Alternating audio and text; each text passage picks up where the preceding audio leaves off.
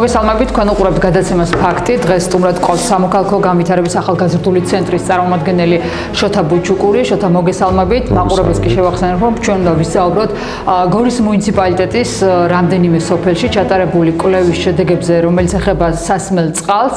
ამ ორგანიზაციამ გარკვეული პერიოდის განმავლობაში სპეციალისტებთან ერთად გამოიკვლია თუ რა ხარისხის წყალს სვამს მოქალაქეთა ნაწილი გორის მუნიციპალიტეტში და სწორედ ამ საკითხებთან დაკავშირებით უფრო დეტალურად გვინდა გავაცნოთ მოქალაქეებს. აქვე გავითვალისწინოთ ისიც, რომ ყოველწლიურად ადგილობრივ ბიუჯეტში არის გარკვეული თანხები მობილიზებული და გადანაწილებული წყლის პრობლემის მოგვარებისთვის, ასევე ხარისხის გაუმჯობესებისთვის და ასე შემდეგ. ვნახოთ რა შედეგები მივიღეთ. მანამდე შოთა გითხარით, რა იყო ამ პროექტის მიზანი და ვისგან იყო მხარდაჭერილი? მოგესალმებით და მადლობა ამ საკითხით დაინტერესებისათვის. გეტყვით, რომ ჩვენი ორგანიზაცია ახორციელებს პროექტს USAID-ის სამოქალაქო საზოგადოების ჩართულობის პროგრამის მხარდაჭერით და აი ამ პროექტის ფარგლებში ჩვენ გორის მუნიციპალიტეტის 8 სოფელში გავაკეთეთ სასმელი წყლის ქიმიური და მიკრობიოლოგიური ანალიზი და ამ კვლევის შედეგად, ასე ვთქვათ, გამოჩნდა თუ რა მდგომარეობა არის ამ მხრივ, ანუ ხარისხობრივად რა ხარისხის სასმელი წყალი მიეწოდება სოფლებს მოსახლეობას. 8 სოფლიდან 5 სოფლის შემთხვევაში დადგინდა, რომ ეს წყალი არის დაბინძურებული და მისი მოხმარება მოსახლეობისათვის არ არის რეკომენდებული. ზოგიერთ შემთხვევაში მეტად არის დაბინძურებული, ზოგიერთ შემთხვევაში ნაკლებად, თუმცა მიგვაჩნია და რეკომენდაცია არის ასევე ლაბორატორიის, რომ არ მოხდეს ამ წყლის მოხმარება სასმელად და ვთქვათ, შესაბამის მოუწყებებმა, ამ შემთხვევაში მუნიციპალიტეტმა მიიღო შესაბამისი ზომები, რომ ეს წყალი ამ ხარისხით აღარ მიეწოდებოდეს ადამიანებს. რა ნაწილი იყო სოფლების, ანუ როგორ იყო შერჩეული? რა მხარე, ან როგორც ვიცი, საოკუპაციო ხაზის გასწრებდებარე სოფლები. რა პრინციპით შეიძლება? გეტყვით, ჩვენ 8 სოფელში, როგორც ვთქვათ, 8 სოფელში ჩავატარეთ ეს ანალიზი. ესენი არის სოფლები ბროწლეთი, ტყვიავი, ტირძნისი, ფხვენისი, კარალეთი, ქიწნისი და ასევე ქვემოხვითი და შავშვები. მათგან ნაწილი, როგორც იცით, არის სწორედ საოკუპაციო ხაზის მიმდებარედ არსებული სოფლები და ჩვენ გვინდოდა, რომ განსაკუთრებით აი ამ სოფლებში, სადაც ვთქვათ, წყალთან ერთად ასევე გვაქვს ესეთი სერიოზული პრობლემა, ამ სოფლებში განსაკუთრებით მოხდარიყო დადგენა იმისა, თუ რამდენად ხარისხიანი სასმელი წყალი მიეწოდება მოსახლეობას და როგორც გითხარით, ამ 8-დან 5 სოფელში გამოვლინდა ესეთი პრობლემები. განსაკუთრებით პრობლემური, ვთქვათ, სასმელი წყალი დაბინძურებული მეტად არის სოფელ ტყვიავში და ასევე ქვემოხვითში.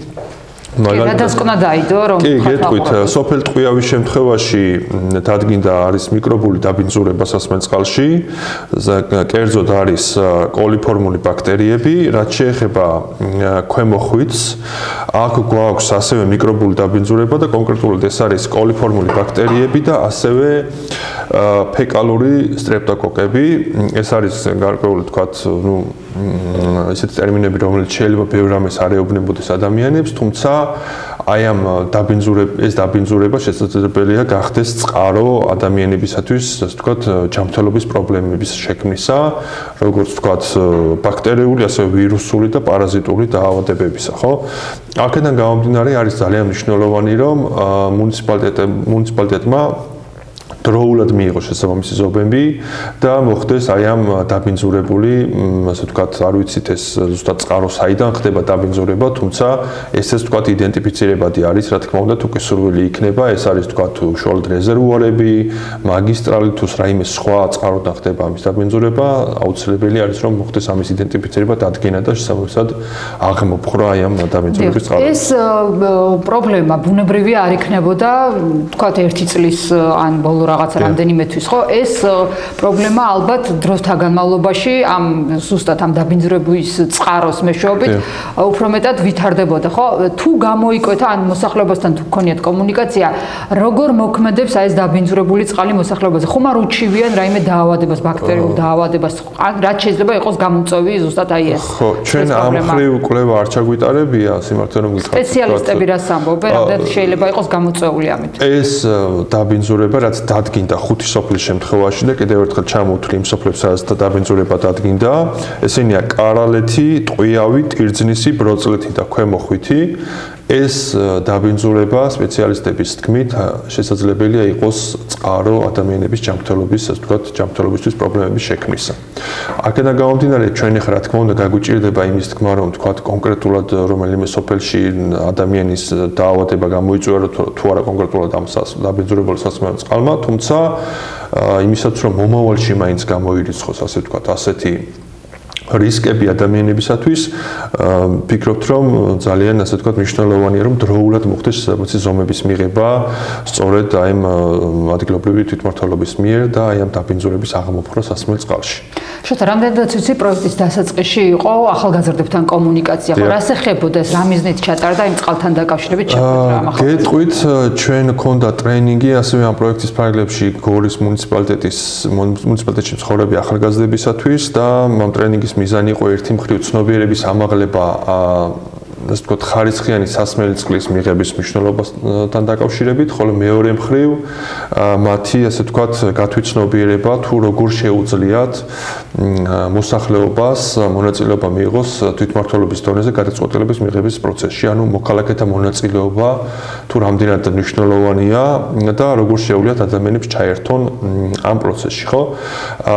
აი ეს იყო ძირითადი ორი საკითხი, რასაც ჩვენი ტრენინგი შეეხებოდა და მინდა რომ ეხლაც ასე ვთქვათ მივაწოდო ინფორმაცია მოსახლეობას, რომ მათ აქვს სრული უფლება კანონმდებლობით, რომ მონაწილეობა მიიღონ თვითმმართველობაში გადაწყვეტილების მიღების პროცესში, მათ შორის აი ამ ვთქვათ სასმელი წყლის პრობლემასთან დაკავშირებითაც, იქიდან გამომდინარე, რომ ეხლა დეკემბრის თვე არის და უახლოეს მომავალში, როგორც ვიცი, უნდა დამტკიცდეს გორის მუნიციპალიტეტის 2025 წლის ბიუჯეტი, კარგი იქნება თუ კი მოქალაქეები ვთქვათ მოითხოვენ მუნიციპალიტეტისგან იმას, რომ მათი პრობლემების ასახვა მოხდეს სწორედ 2025 წლის ბიუჯეტში და ხელისუფლებამ, ადგილობრივმა ხელისუფლებამ გაითვალისწინოს, ასე ვთქვათ, მათი პრობლემები და მოხდეს მათი სასმელი წყლის აი ამ დაბინძურების წყაროების აღმოფხვრა, თუ კი ვთქვათ, ფინანსები არის ამისთვის საჭირო, ხო?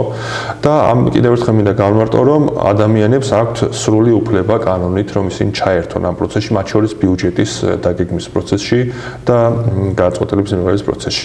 ამიტომ ჩვენი რეკომენდაცია იქნებოდა, რომ ადამიანებმა აქტიურონ ამ მიმართულებით.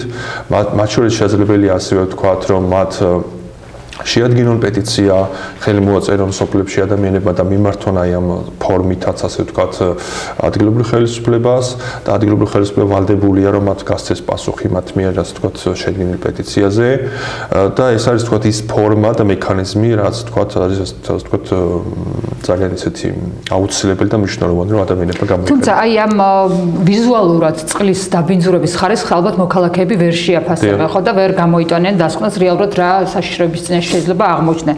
თქვენ როგორ ითანამშრომლებთ, აი 2025 წელი არის თვითმმართველობის არჩევნების წელი და ახალ თვითმმართველობასთან ბუნებრივია ალბათ გაუზიარებთ ხო ამ თქვენ დასკვნებს და როგორ იქნება შემდეგ მონიტორინგის პროცესი? თუ ითვალისწინებთ ამას პროექტს? ჩვენ სამწუხაროდ ჩვენი პროექტი არის მოკლევადიანი პროექტი, თუმცა ვეცდებით, რომ მომავალშიც ამ ხრივ გარკვეული თქვათ მონიტორინგი ვაწარმოოთ იმასთან დაკავშირებით, თუ რა მდგომარეობა იქნება სოფლებში სასმელ წყალზე.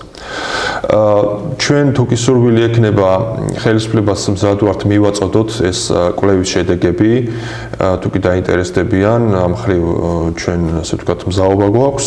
დანარჩენი უკვე არის მათი გადასაწყვეტი, რას გააკეთებენ და როგორ, ასევე ვთქვათ არსებობს გარკვეული დადგენილი წესები, თუ როგორ უნდა მოხდეს აი ამ სათავე ნაგებობების, ჭაბურღილების, მაგისტრალების დასუფთავება, დეზინფექცია იმისათვის, რომ წყალი არ იყოს დაბინძურებული და მათ რა თქმა უნდა შეუძლიათ, რომ აი ამ წესების ვთქვათ თანახმად მოახდინონ აი ამ დაბინძურების წყაროების აღმოფხვრა. ჩვენი მხრიდან როგორც თქვი, შეგვიძლია რომ მხოლოდ ეს კვლევის შედეგები მივაწოდოთ და მათ უკვე დანარჩენი უკვე მათია სრულად დამოკიდებული, რას გააკეთებენ და როგორ. აი ამ სოფლებში, სადაც მაგალითად წლების განმავლობაში იყო პრობლემა წყლის მიწოდების და ასევე ჭაბურღილების ახალი დამონტაჟებული არის, რა პრეროგატივა ქონდათ და რა უფლება მოსილება, როდესაც ამ ყველაფერს ვთქვათ ერთის მხრივ პრობლემას უგვარებდნენ მოქალაქეებს, მაგრამ ქონდათ თუ არა იმისი თქვათ ვალდებულება, რომ რაღაცა პერიოდის განმავლობაში მათ უნდა შეემოწმებინა წყლის ხარისხი. ზოგადად ვინ ამოწმებს ამას და ეხლა თქვენი ორგანიზაცია რომ არ ყოფილიყო, საერთოდ არსებობს ვინმე რაღაც სამსახური, ვინც უნდა აკეთებდეს ამას. ზოგადად სოფლებში წყალმომარაგებაზე პასუხისმგებელი არის ადგილობრივი თვითმმართველობა, ადგილობრივი მუნიციპალიტეტი, მათ შორის იმ წყლის ხარისხზეც, რომელსაც იგი აწვდის მოსახლეობას, წესით თავად მუნიციპალიტეტი უნდა აკეთებდეს ამ წყლის ხარისხის მონიტორინგს პერიოდულად მაინც, მაგრამ როგორც ვიცი, ჩვენ შემთხვევაში არა მხოლოდ გორში, სხვა მუნიციპალიტეტებშიც ეს ხარისხი საკმაოდ მნიშვნელოვანი პრობლემაა, იმიტომ რომ უმეტეს შემთხვევაში სოფლებში წყლის ხარისხი არ კონტროლდება და ამიტომაც გვაქვს ხოლმე მე შემთხვევები, როდესაც მოსახლეობას მეწოდება დაბინძურებული წყალი. კარგი იქნება თუ პერიოდულად მოხდება ეს მონიტორინგი წყლის ხარისხის და შესაბამისი ზომების მიღება ასევე აი ამ დაბინძურების შემთხვევაში, ხო? ეს კიდევ ერთხელ ვიმეორებ, თავიდან ბოლომდე არის სწორედ მუნიციპალიტეტის ვალდებულება და უფლებამოსილება, რომ ეს გააკეთოს სოფლებთან დაკავშირებით.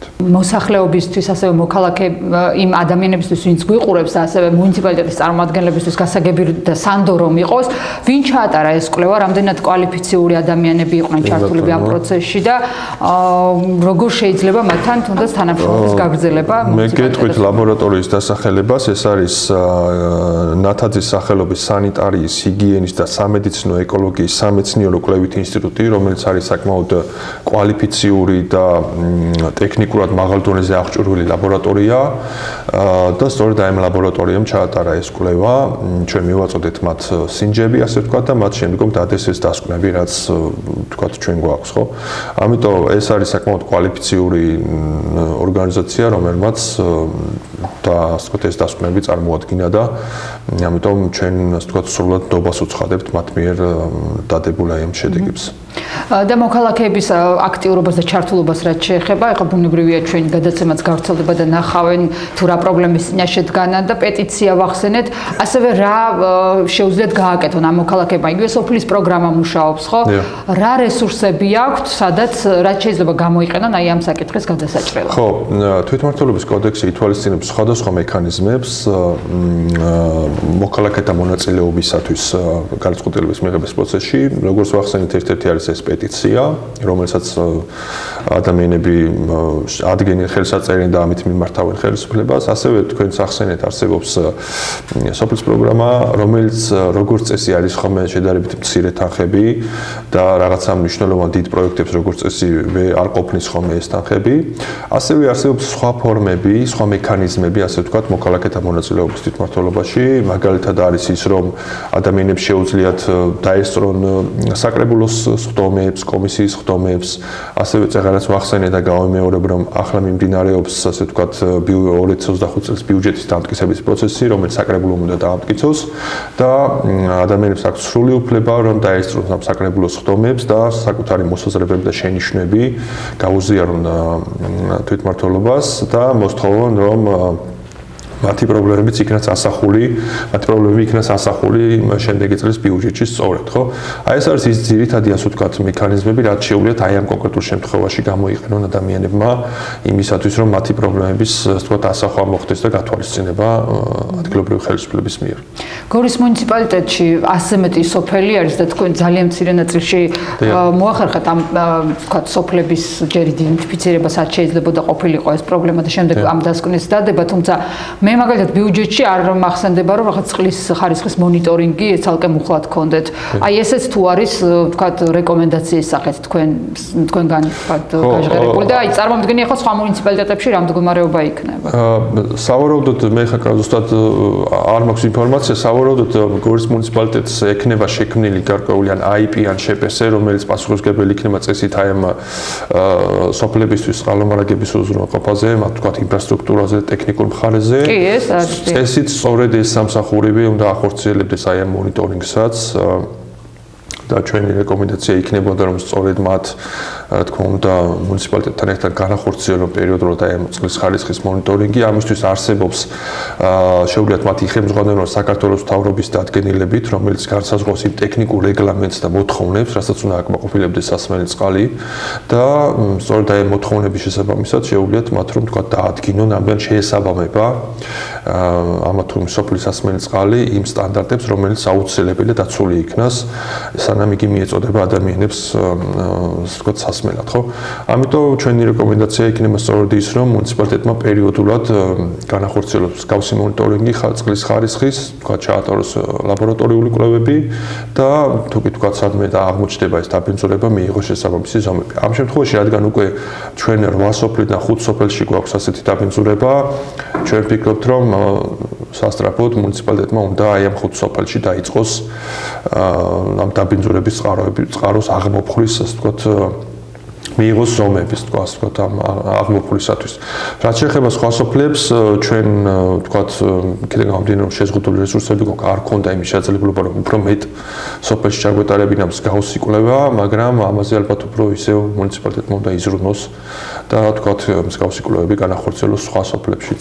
შოთა რომ დავაზუსტოთ, ამ 5 სოფელში ერთი და იმავე პრობლემა არის, თუ უფრო მეტი საგანგაშო მდგომარეობა, რომელი სოფელია ესეთი? შეგვიძლია რომ გამოვყოთ.